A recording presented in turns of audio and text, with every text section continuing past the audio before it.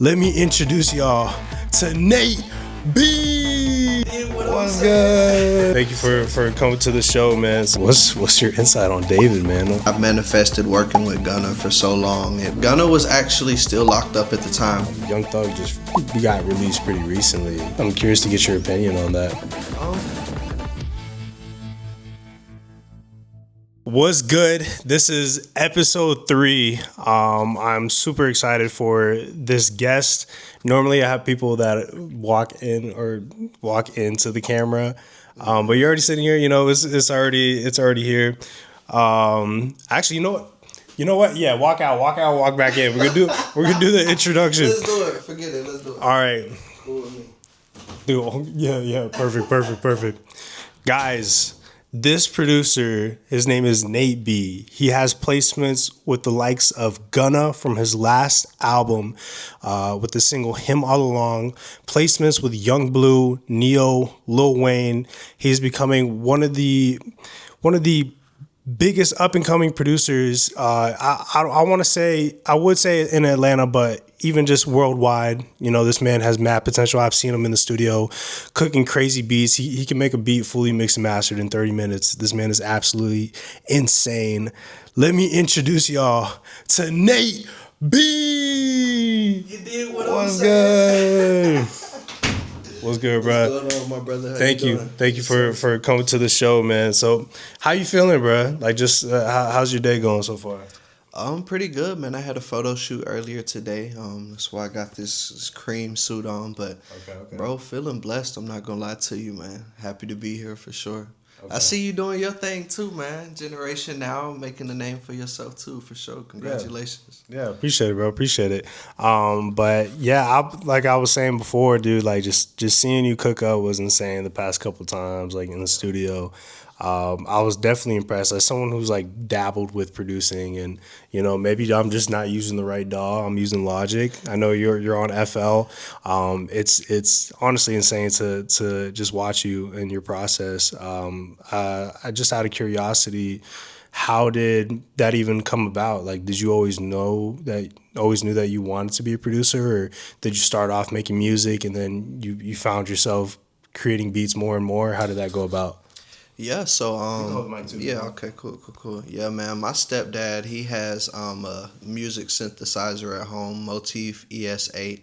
And I mean, I would just make little corny beats, like the Ableton sounding kind of beats. I mean, it had all kind of sounds and stuff on it, but it wasn't until I started working with my boy, shout out 4.0 for really giving me the game on FL, how to make beats and how to market yourself and stuff like that. So it wasn't until maybe about 2018 up until now that I really started using FL and kind of making a name for myself with it. And just along the way, bro, you know how it goes, networking with different people and stuff like that.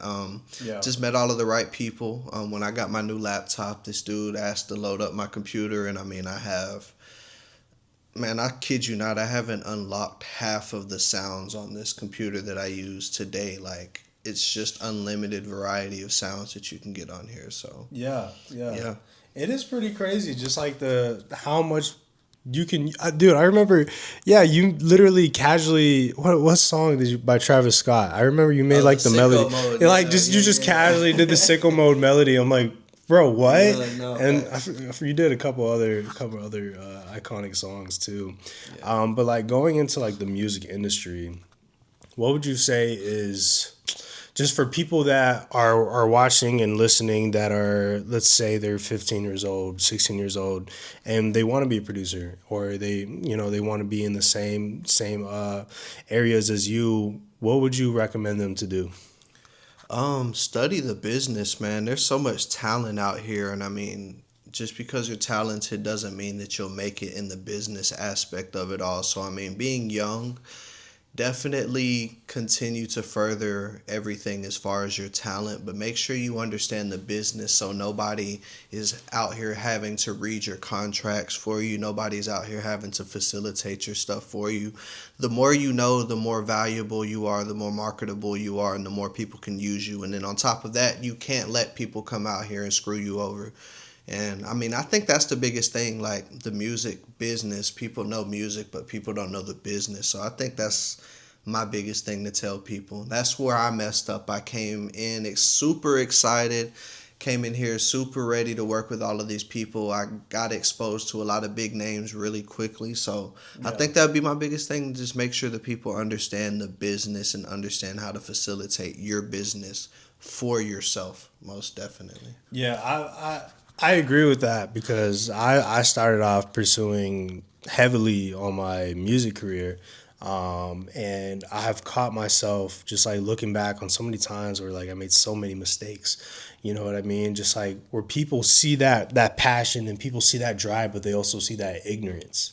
You Right. know what I mean? So I feel like there's a lot of people, I mean, even outside of Atlanta, just people in the industry that know that, oh, this person doesn't know what a 360 is. Oh, this person doesn't know Right. about, your PROs. He doesn't know about sound syncing and all this stuff. Let's take advantage. Or even when it comes to, dude, I paid the most about I've paid like, I think like 250 just to perform somewhere. And Yeah. it was even worth it. Like the ROI was even worth it. Yeah. And like I'm sure there's a bunch of people being taken advantage of. So I think it's just one of those industries where it's hard to make money. But once you make money, it's great. But Right. Right. Right. a lot of people are very ignorant on that. But dude, I mean, I think the most relevant current thing right now, like Gunna's popping off like crazy, and Yeah, for him all sure. along is a freaking banger. Yeah, It's a for freaking sure. banger. So like I'm sure it was probably another day. Well, actually, you know what? How was it like creating the beat? Was it just another day for you? Just another one of the beats that was in the library or in the catalog, and then all of a sudden like Gunna like that beat, or like how did that go about, and how was your reaction when you found out about the placement? So honestly, it was just another day.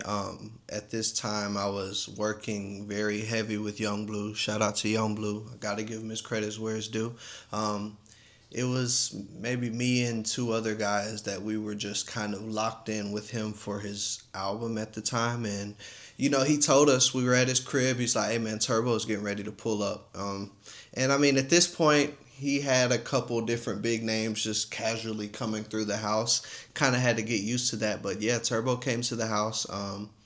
And surprisingly, that was the first beat that we had made that night. And they went live on each other's Instagrams. And with me not knowing who Turbo is, Turbo not knowing me, you just kind of get in where you fit in. And I just asked to add something to the beat. He liked what I did. Yeah. My cameraman started filming and just caught everything on tape. And it was just one of those things where the vibe was there. And the beat just kind of got made, honestly, man. We all Yeah. just added our little percentages to the beat. And then, yeah, Gunna was actually still locked up at the time. Fun fact, man. We made Really? this beat December 2021. Like this beat is actually 3 years old, but it just came out. So that's something that people don't know when they see the video. Like I don't even have dreads anymore. If you look in the video, I still had the long dreads, all kind of stuff like that. So Yeah. yeah, it was a super dope night. Turbo even saw that I had something to offer as far as the production. So I mean, the next beat we did, he let me start it off, and he made the drums, all kind of stuff like that. Following beat, my boy Jerry, shout out to Jerry, super talented producer based out of LA, man. Next beat, he ended up adding some stuff, and I mean that's just kind of how really good collabs go. You really just get in where you fit in, and if the vibe's right, I mean, you're just gonna kind of bounce ideas off of every producer in the room. So, Yeah. yeah, Yeah. it was literally just another night. When he did come back home, I can only imagine that Turbo just played some of the stuff that he had been working on outside of what he had going on, and I mean, it just ended up being a super dope single. The music video in Spain was super dope, and Wait, were you there for the music no, video no, no, Spain? no, no. I just saw the I saw everything after it had got released Got and you. stuff like that. But I mean, it's just super dope seeing your production being a part of something like that. I've manifested working with Gunna for so long. It may not have been in person, but whether it's in person or not, I really don't care. I was just super excited for the Yeah. opportunity for sure. Dude, that's so crazy that you mentioned Turbo because I was actually at a networking event, and he was just casually outside, and we were talking for a little bit. Like he was generally a cool dude, and we were talking about just things outside of music. I think we were just talking about how the network event was going, and there was drinks everywhere. We were just talking about the drinks, the food, and things of that nature. And it was just casual. It was for a couple minutes, and when he walked out, my boy Austin, he was like, "Do you know who that was?" I'm like, no. He's like, run it back, Turbo. And I'm like, what? This whole time? Like, so it was cool. It was cool, talking to him for at least for a little bit. So that's crazy. But so let me ask you a question about how did you even get in that room?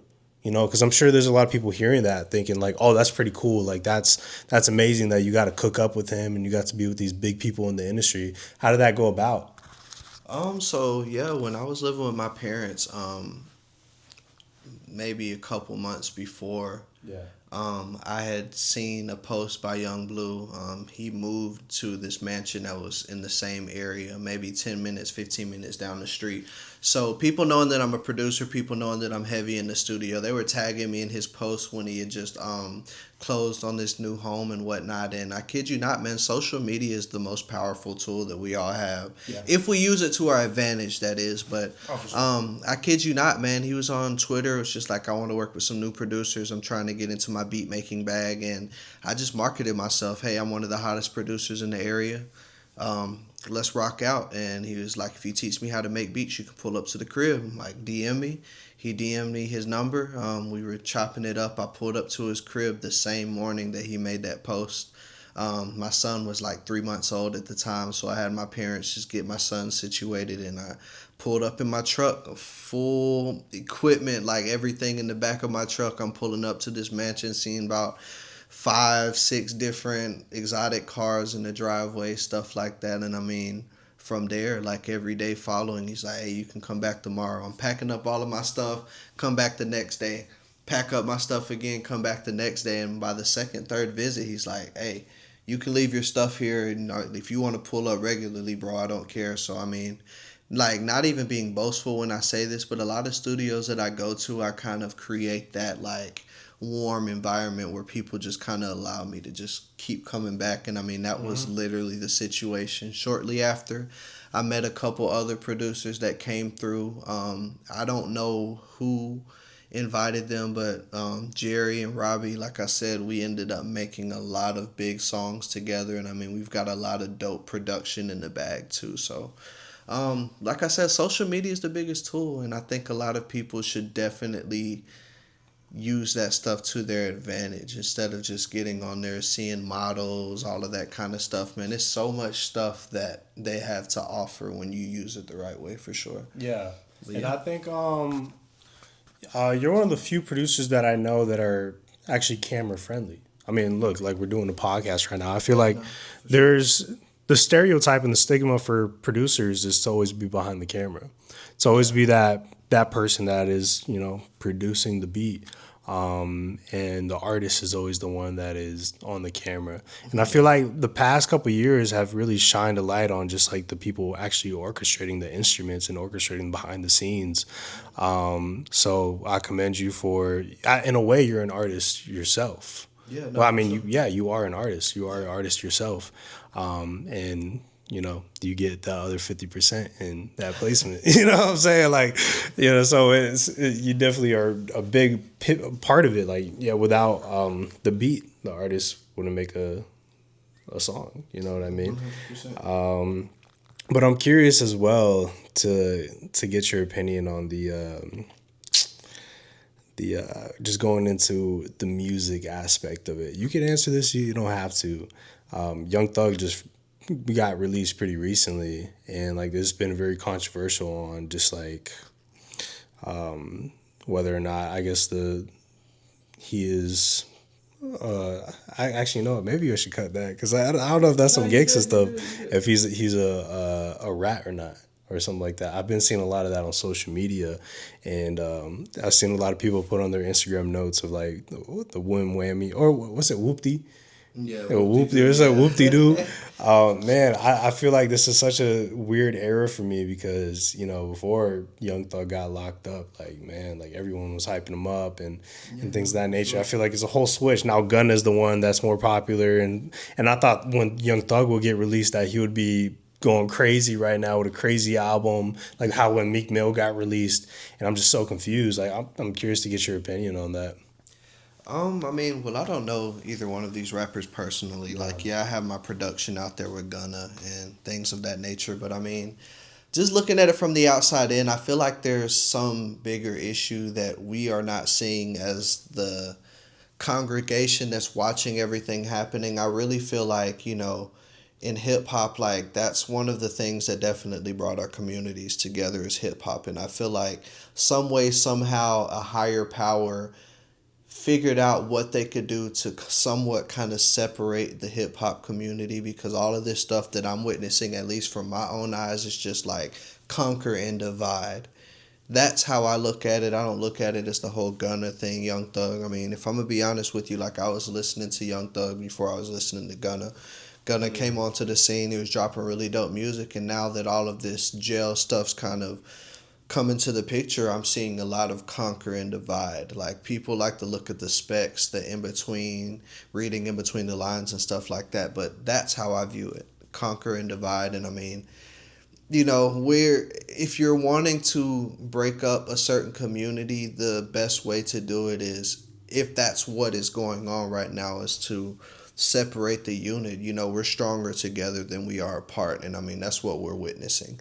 Like my personal opinions, I don't really have any towards the stuff. Like these are two dope artists that make really good music, and it's just unfortunate to see some of the things that I've witnessed. Like I just ran into T.I. the other night. I was at this lounge and he was asking me, what some of my credits and stuff were, and I told him my biggest song was with Gunna. And I mean, even him, he's just like, me personally, like I'm watching him, he's really at the top of his game. And I mean, he didn't really have anything negative to say, and I respected that, because you hear a lot of people out here speaking on the situation, and it's like, oh no, I'm riding with Thug, I'm riding with Gunna. Like at the end of the day, man, these are two very great artists, and it's just unfortunate just to see the media try to spin these narratives, if it's even a true narrative or not. It's just unfortunate to kind of see the rap game falling. But just like I said with this artist the other night, like I feel like R&B is getting ready to come back and make a huge like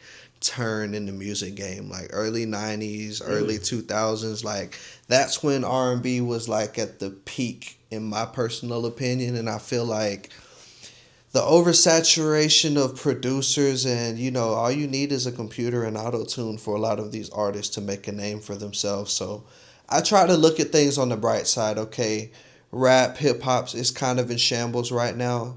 Let's figure out what we can do to bring out some of the R&B people that actually do have talent. They don't need they don't need auto tune to push their music. They can perform live without having auto tune behind their mic. Like that's how I look at it. I'm trying to push some artists and get their names out here, because there's a lot of people that don't need all of these engineers putting all of that stuff on their vocals to make them sound good. There's natural talent out here. There's real artist development. Like I've just kind of studied the game, so I mean, even just with interviews and stuff, I know what to be careful on, what to not speak on, and stuff like that. And I feel like that kind of stuff needs to be brought back. I think a lot of people are laughing at that Young Thug interview. I just see a hurt individual, somebody that he was dealing with for a long time. He's no longer dealing with. And I mean, imagine you having the best friend. I've had that situation happen to me in this music game. Somebody I grew up with, I no longer talk to him. It's one of them situations where it's just whoop-de-doo. No, I'm just playing. Like, it is what it is, though. I mean, it happens in this game, though. And I'm just at this place like, you live and learn, and you just apply what you learn to your life, and you just keep it going, man. I've got kids and stuff. Like, I don't have time to focus on the specs. I'm just blessed to be in the situation I'm in. I'm blessed to make money off of this industry, and I just want to keep it going, and that's exactly what I'm doing. Yeah. Do you feel like controversy and the rap beefs and everything in that nature, and just the drama with hip hop, is what keeps hip hop alive?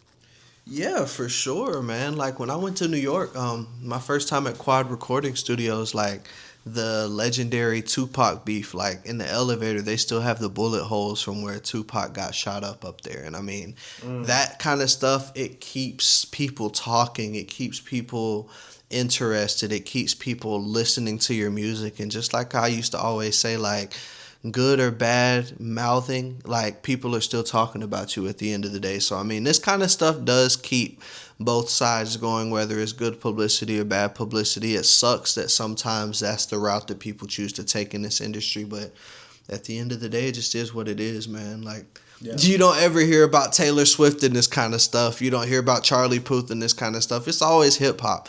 And that's why I'm just kind of in this place where, I'm not the hip hop, the R&B artists that I'm working with, like, Yeah. I'm really making it a thing to push these kind of artists because it doesn't come with all of the extra stuff that hip hop does. For one, hip hop is a big community in itself, but it's like it lacks the most business in a lot of ways. You know what I mean? So Yeah. we just need to change the narrative, and I don't see that happening here soon or even in the next 10 years. Feed off of the beef though. Yeah, no, for sure. People, You know what I mean? Like, I feel like, to be honest with you, like, I'm sure like the industry will still be pretty big if there was no drama, but I feel like it definitely adds a lot of fuel to the fire. I mean, if we're looking at ABC News and things of that nature, a lot of the times they're promoting all the bad things that are happening because, it's what grabs people's attention. good or bad entertainment, it's still entertainment at the end of the day. And I mean, there's a lot of people that like to, it's clickbait too. A lot of people don't even listen to Thug or Gunna, but they see this stuff going on. And I mean, there's people who would probably never listen to their music a day in their life getting on YouTube, like, who is Young Thug? Best Friends coming up.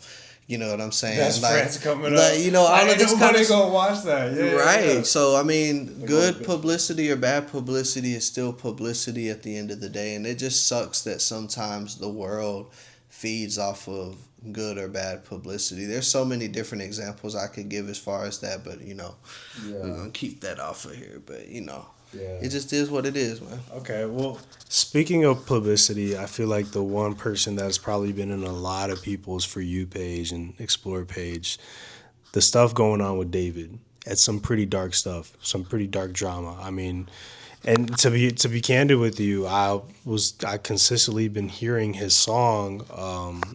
What's the one that was blowing up? Doesn't matter. I've been hearing his music, and I'm singing to it because I'm hearing it all the time. But obviously, what's going on is so dark. Bad publicity was good and bad if we find out if he's right or wrong. But yeah, man, like, what's your insight on David, man? How did you hear about it? That's a prime example of what I mean by good or bad publicity. Like how I said there's a lot of artists or a lot of regular folks that have never listened to Gunna or Thug. Like me, myself, I've never heard of this cat before all of the publicity came around. So he has a new wave of people that are actively going onto these music sites and listening to his music, pushing his streams, pushing his numbers and stuff up. So I don't know who this dude is. I've seen the reports and whatnot, but I mean, at the end of the day, I've still looked up his music. I've listened to a couple of his albums, and he's super talented, man. If that's true, it's super unfortunate, but I try not to dwell in other people's business because it's like life's already hard as it is, man. We're trying to make a name for ourselves, so I mean, I try to stay away from that kind of stuff, but it's just super unfortunate to hear another like black man's having to fight the system and all of that kind of stuff. But I pray it isn't true. Like I said, he's super talented. He was working with a lot of artists from what I've seen now that he is popping off of this publicity, whether we want to call it good or bad. But just super talented. That's really all I can say. I don't know too much about the dude for real, so I guess that's all I have to say on that one. Yeah, well, I mean, send my prayers to the family, Celeste's family, and it's honestly very sad. So prayers for them. And I think, like you said, good and bad publicity. I agree with you on that aspect. I know a bunch of people cannot see these vinyls right here. I see it's a little combination. I mean, if we could pop in, let's let's show a couple of people. So, are these people that have inspired you in a musical way, or were these just people that you like the cover art, you like the music? Man, funny fact right here, man. Like, when I got my studio equipment, they just had a whole bunch of vinyls and stuff sitting out. So I just grabbed them, to be honest with you. Like, Yeah. um, so happened to be people that I listen to: Kendrick, Billie Eilish, N.W.A., John Legend for sure. As you can see, like this one and Bob Marley are the two vinyls that I opened up. But yeah, bro, like it was literally just like artwork for the wall and stuff. I had them on the wall in my old spot, and I mean, when I moved here, I just kind of lined them up against the wall. But now, I actually got a vinyl player or record player for Christmas, really? So I'm just like, it's not a bad idea to start a vinyl collection for sure. And then like the vinyls are the only things that artists get like the complete like $9.99 behind their records. Like streams, it's ridiculous. Like you get a penny to $1 or something like that for streams. But like when you buy a vinyl, like they get all of the money if I'm not mistaken. So this is like one of the biggest ways for artists to make sales. That's what made Michael Jackson so hot, bro. Like vinyls were popping, and I mean they were literally having to go buy physical copies of his music. There wasn't iPhones, all of that stuff. That's why that man was so rich. Biggest artist in the world, yeah. I did not know that. Yeah, no, for sure. So if you have a favorite artist and you want to support them, buy a vinyl from them. Oh, for sure. I did not know that. For sure. 99%. Yeah. For vinyl. Wow.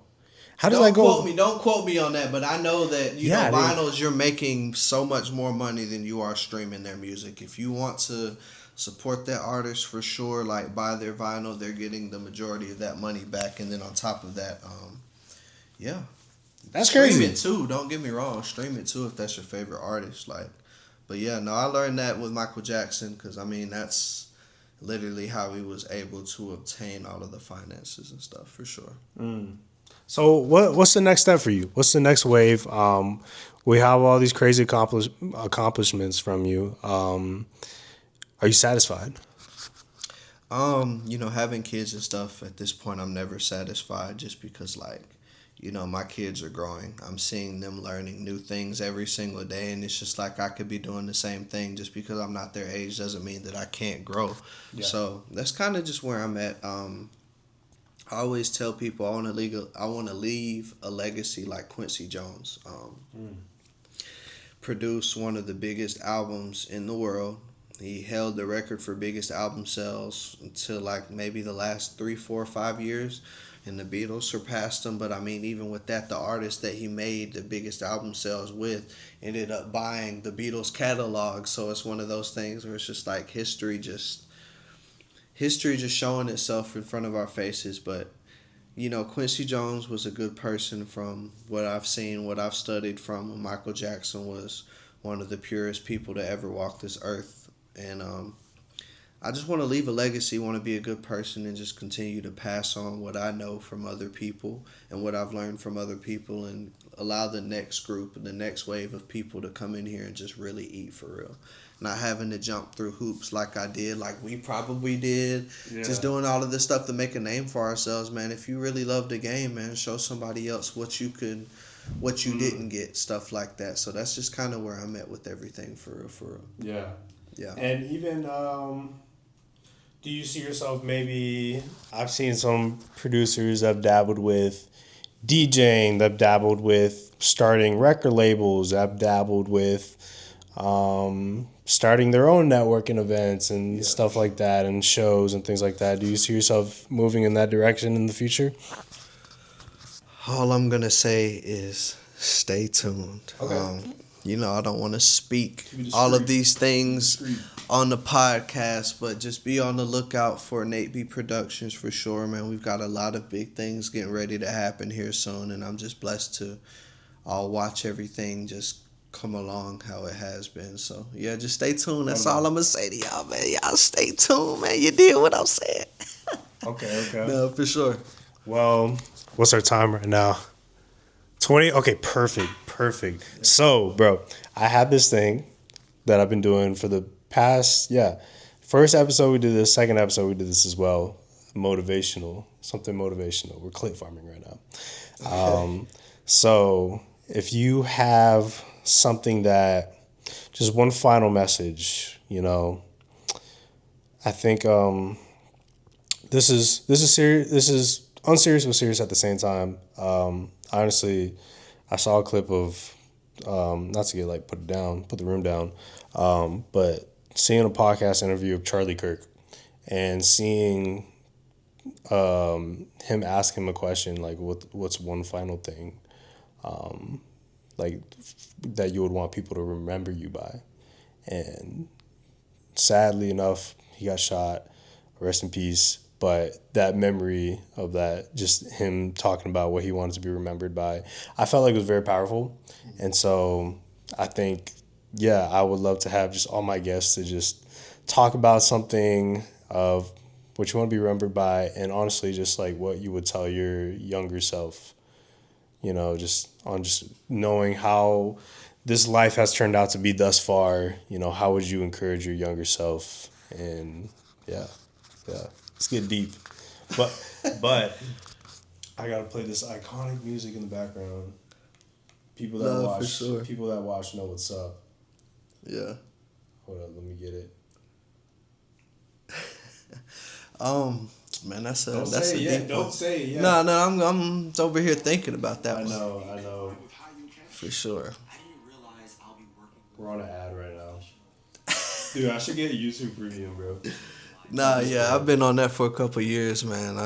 What is an ad, man? For Really? real, yeah, for sure. Hey. Looking back at my younger self, I definitely tell myself to slow down, man. Like, your future has already been written and set in stone. You don't have to go out here begging anybody for anything that you already know that you have within yourself. For sure, that's one of the biggest things. Don't be so hungry to go out here and chase this stuff. Like, everything's already written. Like I said, I think that's the biggest thing. Life's ups and downs are gonna happen. Don't let the downs turn you into something that you're not. Just keep showing the world who you are. One reason I respect Kai Cenat right now is because it's like he's showing the world who he was before, and he's just rising to the occasion. So, if you get to that point of success, don't let that success make you. Show the world who you were before that success came, and just continue to thrive in that energy. I feel like that's what's respected with some of the idols that I looked up to. They didn't let their success make them. They didn't let it break them. And I mean, even through the hardships, man, they kept being who they were. So keep being you, man. Keep reaching for the stars, because you are a star. And you just missed your flight, man. You know what I'm saying? It's just a matter of time before you make it to that destination. So enjoy the destination too. Don't be in such a hurry to get to that place. Just enjoy the process. Live in the moment with the people who are here, because those people might not be here to share those moments with you. So definitely just live in the moment with those people for sure. This dude. Yo, Nate B, everybody. That was honestly beautiful. That was my favorite one. My favorite one, yeah. That was very motivational. I appreciate Yo, thank you for coming to the show, dog. Episode 3. I am absolutely honored to have a legend already on episode 3, bro. This is crazy. Many more to go. We'll put your descriptions and your information on the link in bio. But that's a wrap. That's a wrap. See y'all in the next episode. We're gonna talk way more and talk more about. I don't even know who the next guest will be. But hey, let me know if you know people that want to be interested. I'll see y'all later. Peace.